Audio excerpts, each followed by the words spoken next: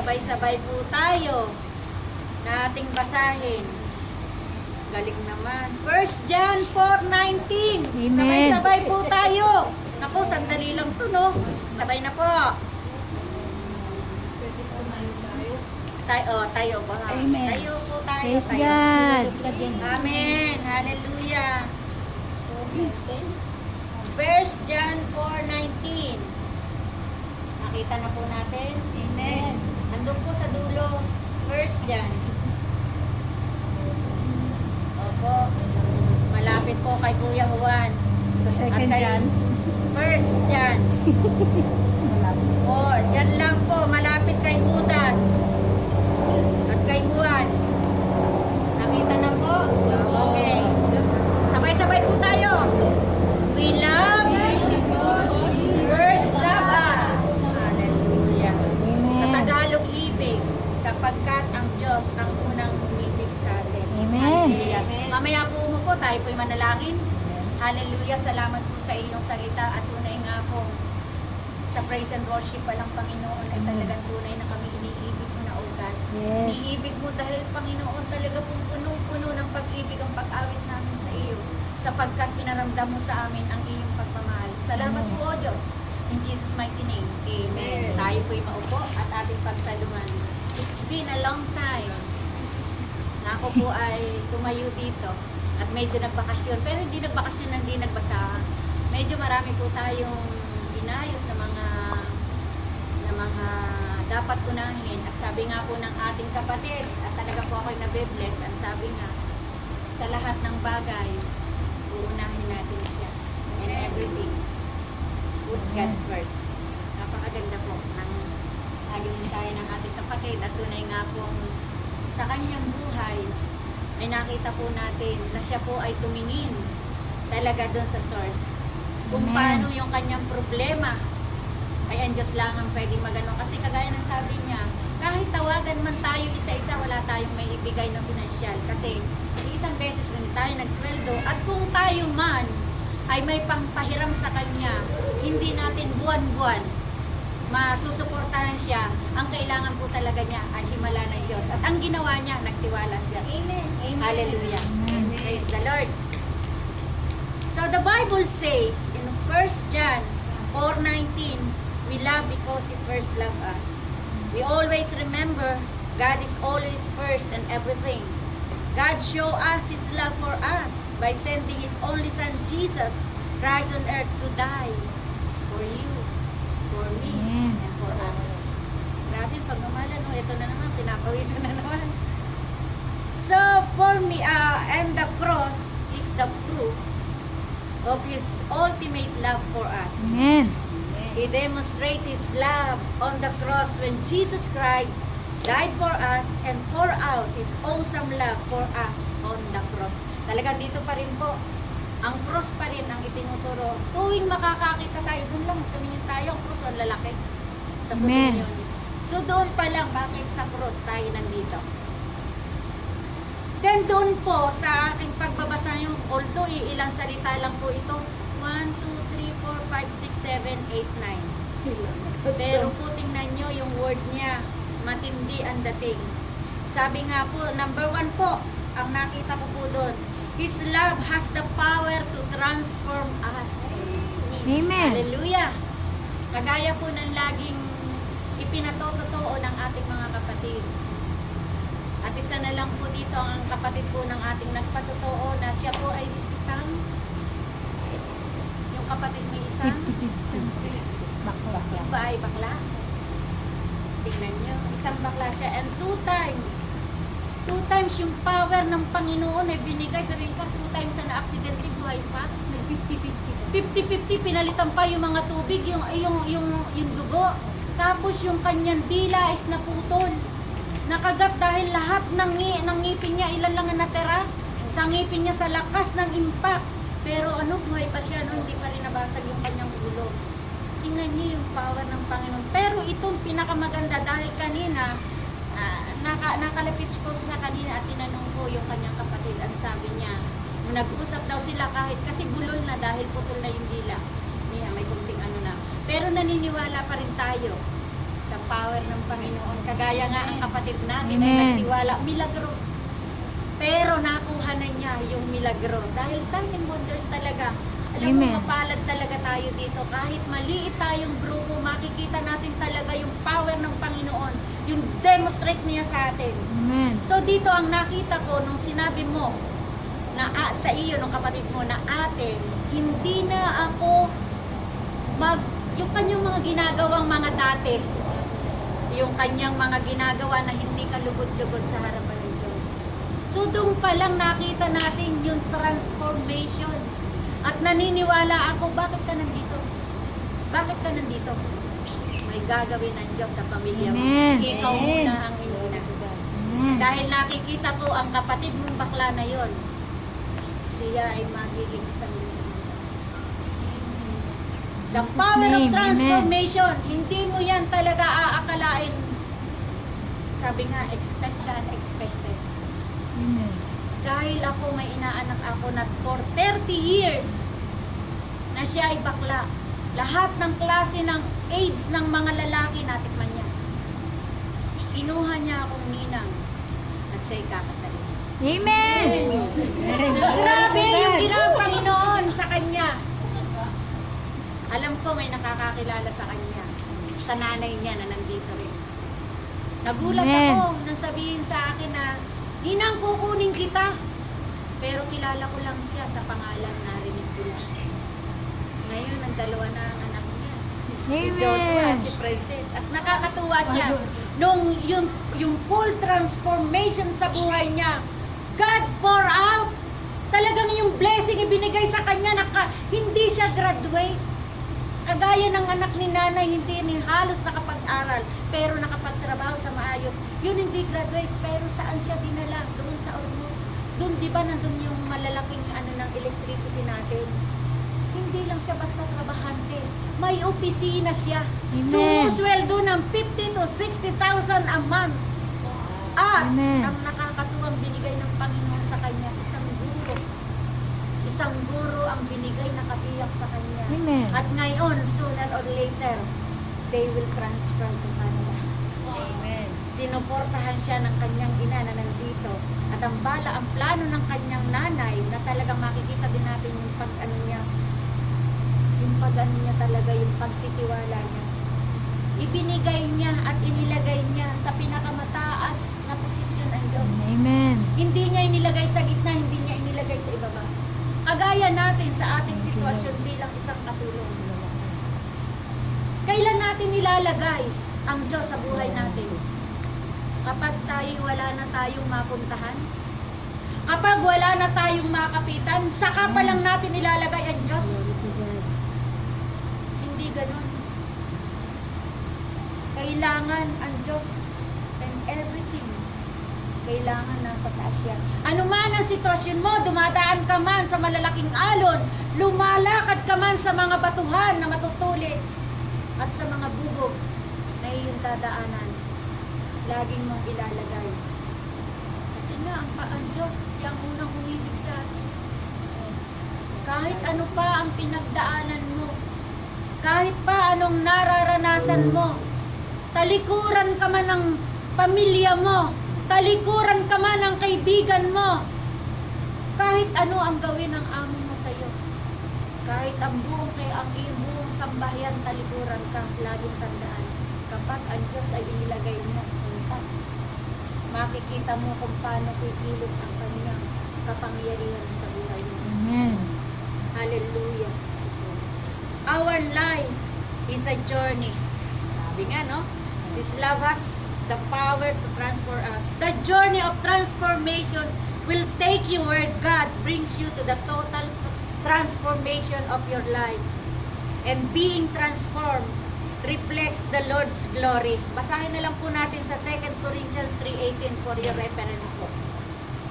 Kasi kahit nasabihin, His love has the power to transform us, pero nasa iyo pa rin yan kung ikaw ay magpapabago. Marami na tayong narinig, sabi nga ng isang nakausap ko na isang lingkod ng Diyos.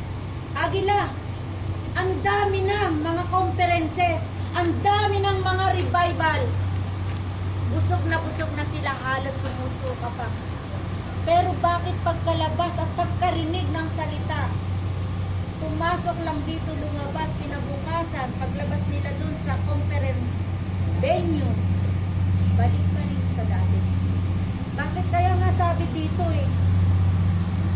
the journey of transformation will take you where God brings you to the total transformation of your life. Pero depende pa rin sa iyo yan. Pero kapag inilagay mo sa puso mo yung total transformation na Lord, hindi ko kaya ito. Samahan mo ako sa paglakad sa pagbabago. Sabi nga, there is pain in changes. Kakain ng iyong kapatid. Hindi biro yung kanyang sakit na nararamdaman na pagpapagaling ngayon. At naniwala ako sa kanyang pagkakahigang yon sa ospital. Andon ang mataimtim niyang pakikipag-usap sa Diyos. Bakit?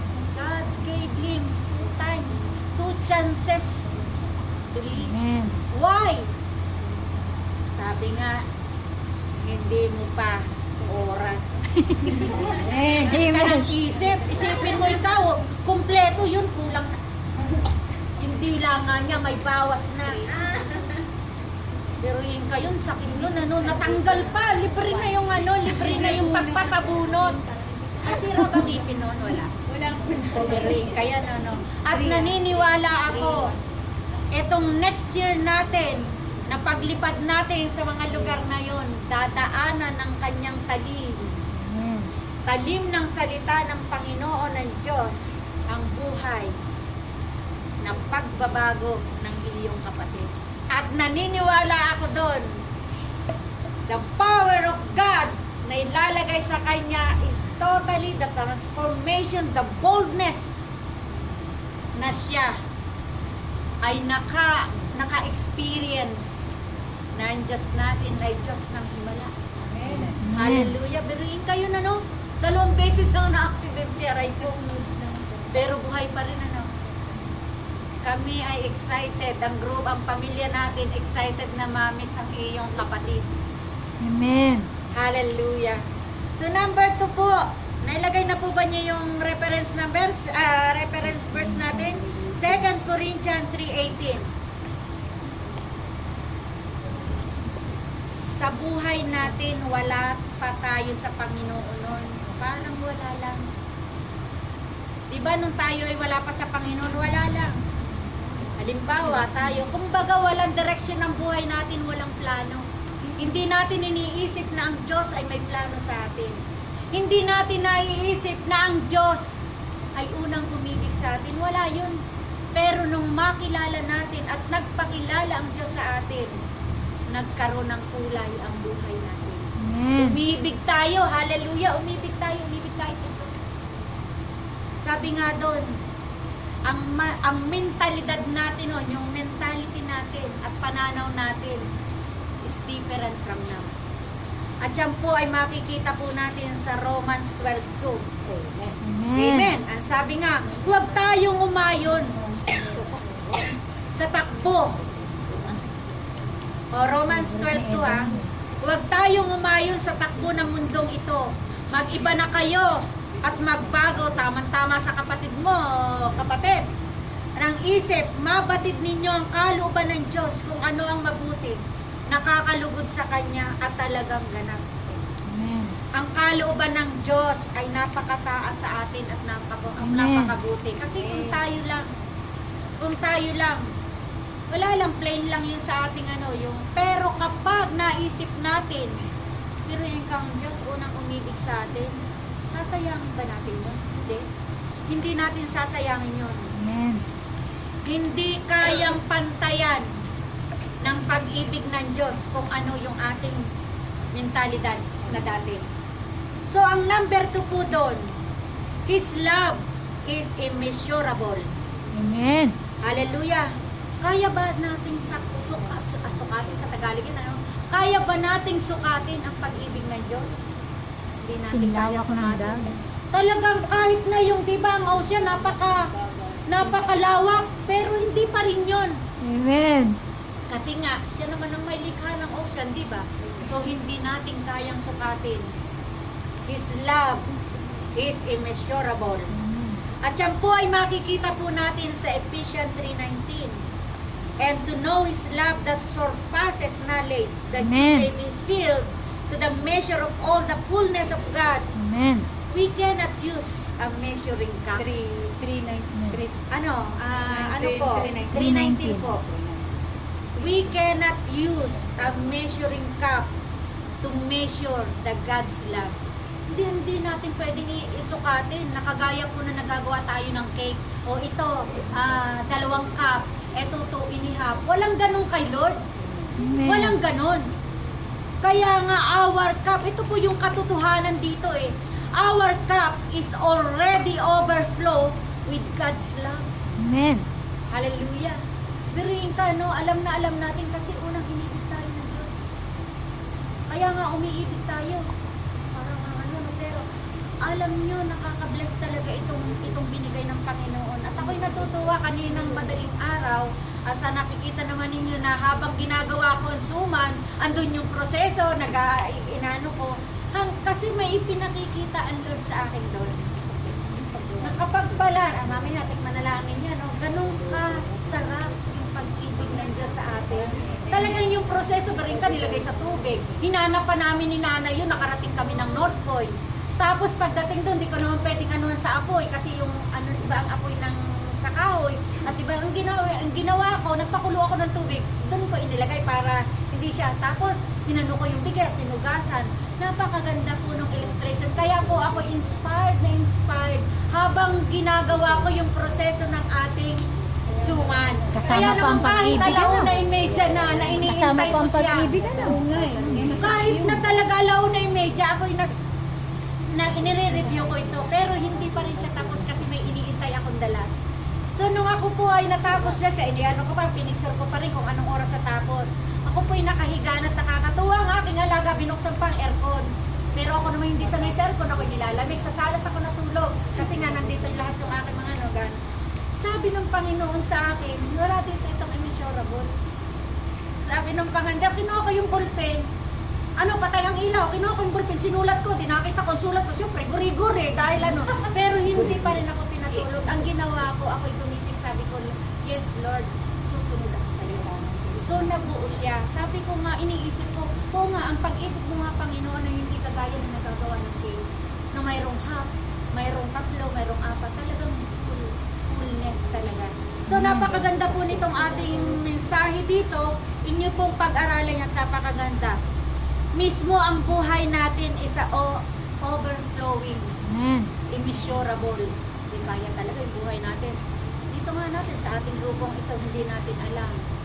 Mayroon minsan kasi nagiging ang pagpapala.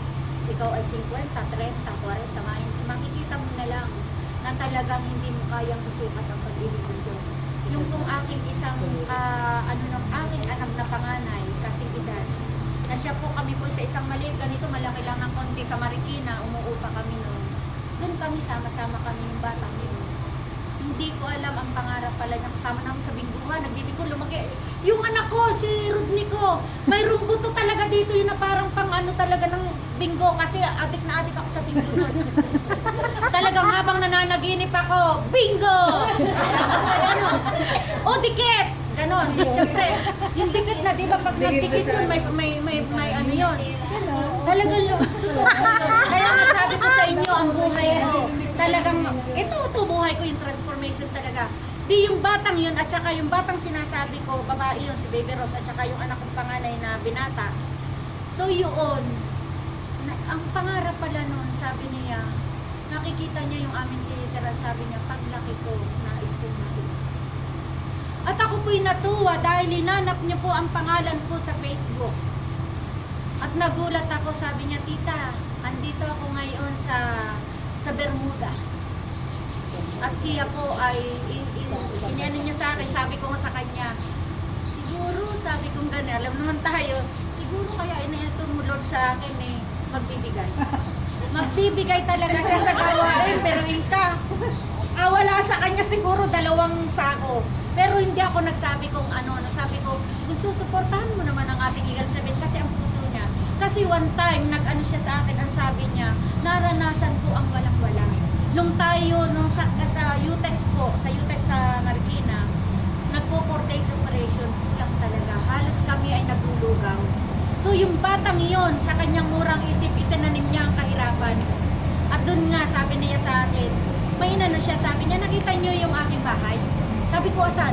Yung pinadala mo, nagulat ako. Ang presyo na po nung kanyang bahay, 2.5 million. Well, ang loob. Kasi isa siyang driver. At ang kapatid niya, nakuha na niya, yung isang kapatid, pinagtayuan niya ng isang grocery. Bunso siya sa magkakapatid. Yung transformation sa kanya, pero hindi nagbago ang ugali niya. Andun pa rin yung, palibasa siguro talagang, ang goal niya sa buhay, yung kahirapan, huwag na nilang maranasan. Amen. Pero yung ano niya, yung pag-ibig niya sa Diyos talaga nandun. Kaya sabi ko nga, Lord, hinanap niya ako siguro magbibigay. O di magbibigay daw siya. Kaya bahala na lang siguro kung magkano ibigay. Bahala na si Lord. Kaya sabi ko nga, ang buhay natin overflowing. Hindi natin alam. Hindi Amen. natin alam. Si nanay, yung up niya, overflowing niya. Kapatid natin, overflowing. Nakita lang, magkano ibibigay daw ni amo sa'yo nung nagliinis ka ng ano? Tawa siya. Secret. Eto ang kapatid natin, tingnan nyo. Natutuwa ako kasi alam ko bawat isa sa atin ay mga may pagpapala. Overflowing ka. Parating pa yan. Number 3, last, madali na po tayo. His powerful love takes action. Amen. Gusto ko yun. God pour out His awesome love for us on the cross. He Amen. allow His Son to crush that He may live, to allow your joy and peace to come from the perfect merit of Christ. His powerful love is greatly shown by what He has done already in the cross. Sa Amen. iyo, sa akin at sa ating lahat. Nakakatuwa po ang ano ng Panginoon sa atin. Sa tuwing tayo makakakita ng cross, lagi nating iisipin ng yung pag-ibig niya. Yung pag-ibig niya, tayo'y unang pinibig niya. Alam ko, marami na kayong narinig na sermon na about God's love. Pero walang katapusan kahit na 2,000 na preaching about God's love. Talagang iba-iba. Na-preach ko na rin itong The Power of Love, pero iba-iba pa rin ang Amen. revelation. Amen. Hallelujah. Ang ano po natin dito, sabi nga, God loves you. Naniniwala ba kayo na mahal kayo ng Diyos? Amen. Hallelujah. Know that God is at work in your life. Just trust God. He's doing something great in you. Amen. A wonderful plan for you and me. And remember, we love because we first love. Hallelujah. Tayo po ay magkakaroon ng komunyon natin. Di ba? Tapusin mo muna. Ha? Tapusin mo muna, Christine. Oo. Kaya sa atin, sa ating buhay, kung ating ilalagay lang yung pag-ibig ng Diyos at tuwing tayo makakakita ng cross, isipin na lang natin yung pag-ibig ng Diyos sa atin. Isipin mo yung buktong na anak na ibinigay sa atin. At hindi ko natatapos sa cross ang kanyang pag-ibig. Amen. Bakit? Nung nasa krus siya, may dalawa doon, di ba? Amen. Kahit na siya ay may minuto na lang at mamamatay siya, naipakita pa rin niya yung pagmamahal niya sa kasama niya. Sabi Amen. ng kanyang kasama, Panginoon, ako'y isama mo doon sa paraiso. O di ba? Nag-evangelist siya, di ba? Amen. O di ba, nung sagot ng Panginoon, ngayon palang sasama na kita. Amen. Hallelujah. Kaya tayo, lagi nating isipin yung plano na maganda ng Diyos sa atin. Amen. He is Word. Amen. He is Word. Amen. He is Word. Minsan, masakit ang plano ng Diyos sa atin. Pero at the end, makikita mo kung ano yung great plan ng Diyos sa buhay natin. Minsan tayo iiyak eh. Kagaya ng kapatid natin, nagsabay-sabay. Kapatid niya na aksidente, yung anak ng kambal. Ang atin pong kapatid ay isang balo. Isang balo po siya. At mahal na mahal. Boto po. Mahal na mahal ng Diyos ang isang balo kagaya. Amen. Praise God. Mahal na That's mahal. true. Naniniwala po ako dyan na simula po rin nung mamatay yung aking Amen. asawa. ko yung kami ng aking mga anak, ng mga aking mga apo, parang ang hirap na yung wala kang mga partner. Kasi kahit na siya walang trabaho noon, ang laki ng ginawa. Siya yung naglalaba, siya yung nagluluto, tigasin. Tigasay. Tigalaba. Tigalini.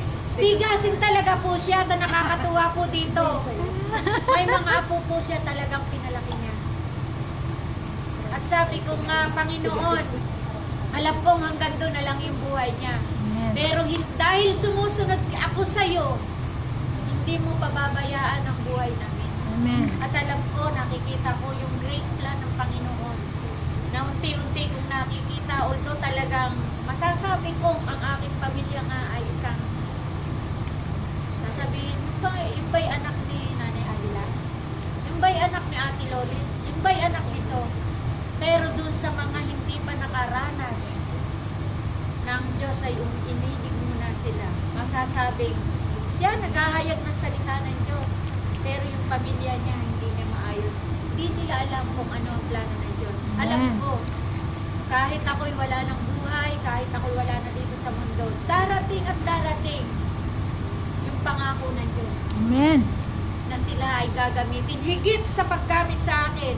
Amen. Dahil kung hindi sila dadaan sa proseso, hindi sila makakaranas ng mga test na ganon, wala silang testimony. Amen. Yung powerful. Sa iyo kapatid, I am blessed sa buhay mo. Bakit? Kahit dumadaan ka sa matindi at malalaking alon, talagang nagtiwala ka sa Diyos. Amen. Dahil kapag naranasan mo ang pag-ibig ng Diyos, pwede mo, you can pass it on. Amen. Yung pag-ibig na nararanasan mo, ipasa mo lang, Kuya Boy, I love you. Amen. Hallelujah. Tingnan mo si Kuya Boy. Si Brother Boy, aakalain mo bang pagka wala siyang oras, siya ay pupunta dito? Siyempre siya pagod sa trabaho, ang gagawin niya matutulog na lang. Pero still, kinakalabit siya ng anghel. Oy, Brother Boy, punta ka doon para marinig mo. Kasi naranasan na niya yung pag-ibig ng Diyos. Amen. Sa pamamagitan ng salita na binibigay ng ating mga mensahero at mensahera. At Kuya Boy, kami nagdarasal sa iyo at we will continue to pray na one of this day you can stand there and share the word of God. Amen. Ang dami nag-amen. Hindi siya nag-reject at ang sinabi niya, dahil alam natin, may mga anak siya. Dahil alam kong ang plano ng Diyos is great sa kanyang buhay. Kuya Boy, Amen. this is only the beginning ng pagkilala mo sa Panginoon. At makikita mo ang Diyos talaga na siyang pinanggagalingan. Kasi hindi tayo pwedeng manghawak sa sariling kakayahan lang natin. Amen. Kung tayo lang, our lives will stray. Magaya ng kay Ate Eva. Sabi nga ni Ate Eva, paulit-ulit na lang. Pero minsan, kahit kinakalabit na, wag, sabi niya, hindi. Conviction. Kailangan talagang tumulong ako, kawawa siya. Pero ngayon, Conviction. alam natin, siya ay nagkaroon na ng matinding aral. Matinding takot, banal na pagkatakot. Kung tutulong tayo, Conviction. siguro, sasabihin ni Sister Eva, Lord, ano ba to? Lord, ano ba to? Pero kapag tuwing ipapaalala ng Panginoon, yung himala ng Diyos, alam ko, magkakaroon na siya ng wisdom ng natin. Amen. Paano siya magpapahiram ng pera. Pandugtong ng bungay. Pero minsan, lalo na sa Facebook, hindi maiwasan ang magsasabi sa akin lang. Nag-i-inbox sila. Ate, pahiram ng ganito, hindi ko naman sila kilala. Diba? Kahit nasabihin ka, apelyedo ko, pupuntahan ko yung kanyang wall. Ako naman, I love you, Lord. Kaya, ibig ko sabihin, ka-apelyedo natin, hindi ka kilala. Pero sabi nga niya, ang ating kapatid, laging tayo, hihingi tayo ng wisdom and knowledge sa Panginoon kasi hindi niya tayo ipapahal. Amen. minsan yung sarili natin, yung kakayahan natin na gusto natin. Minsan may mga tao na niloloko na nga tayo. Ay, sorry. Hayaan mo siyang sa Diyos lumapit. Nagpapaloko pa. Pero may ganun talaga, hindi talaga natin may mga sobrang bait, pero iba ang mabait. Pero sa wala na mabuti. dito nun, di ba? Oo. Kasi ngayon ko lang naintindihan na magkaiba pala ang mabait at mabuti. Mabuti. Amen. Kasi ang mabait, pwede kang maging walang hiya. Pero yung mabuti, hindi na pwedeng mabago yun dahil mabuti kang tao. Ang mabait, pwedeng magalit. Pwedeng makamatay. Pero ang mabuti, andun talaga siya. Mabuti talaga siya. Kasi doon ako naniniwala. Bakit marami ang nakukulong? Dahil nga sila. May sabi, mabait ako, pero pag nagalit ako, Maray siya. Parang ako yun. oo, nagturuan na. Pwede na po tayo Pero may mag-start. self-control na ngayon. Tapos na po ito. Tinano ko lang kasi Amen. hallelujah. Tayo pa naman kami sa pakikinig. Hindi. Tatlo lang. Ito lang siya. Siya yung buhay mo kapatid Baka kayo ay ano na eh. Amen. Amen. Oo. Nabibitin eh. Kaya mo sa susunod, bago ako umuwi ng December ano, ahabaan ko. Ahabaan